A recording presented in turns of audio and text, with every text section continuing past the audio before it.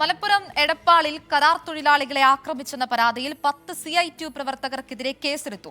കൈകൊണ്ടും tube light കൊണ്ടും അടിച്ചു പരിക്കേൽപ്പിച്ചെന്നാണ് FIR. സംഘർഷമുണ്ടായിട്ടില്ലെന്ന് ചുമട്ടുതൊഴിലാളി union Malappuram ജില്ലാ പ്രസിഡന്റ് MV ഫൈസൽ വ്യക്തമാക്കി.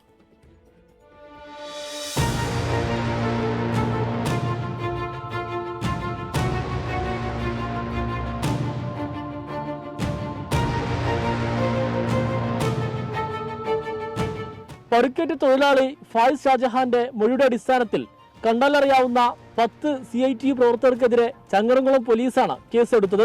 കൈകൊണ്ടും ഫൈബർ ട്യൂബ് ലൈറ്റ് കൊണ്ടും തൊഴിലാളികളെ അടിച്ചു പരിക്കേൽപ്പിച്ചെന്നാണ് FIR-ലുള്ളത്.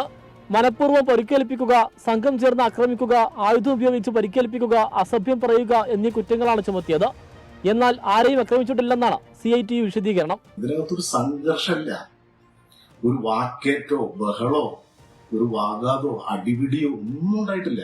നമ്മളുടെ തൊഴിൽ നഷ്ടപ്പെടുമ്പോൾ ചോദ്യം ചെയ്യും. അതെന്താ വെച്ചാൽ നമ്മളാണ് നിയമപരമായി തൊഴിലെടുക്കാൻ ചുമതലപ്പെട്ട ആളുകൾ എന്നുള്ള നിലക്കാണ്. കഴിഞ്ഞ ദിവസമാണ് എടപ്പാളിൽ ലോറിയിൽ നിന്ന് ചുമട്ടുതൊഴിലാളികൾ അറിയാതെ ജീവനക്കാർ ലോഡിറക്കിയതിന് CITU-കാർ മർദ്ദിച്ചതായി പരാതി ഉയർന്നത്. അക്രമത്തിനിടെ ഭയന്നോടിയ പത്തനാപുരം സ്വദേശി ഫായിസ് ഷാജഹാൻ കെട്ടിടത്തിൽ നിന്ന് അടുത്ത കെട്ടിടത്തിലേക്ക് ചാടിയപ്പോഴാണ് പരിക്കേറ്റത്. യുവാവ് തൃശൂർ മെഡിക്കൽ കോളേജ് ആശുപത്രിയിൽ ചികിത്സയിലാണ്. 24 തിരൂർ.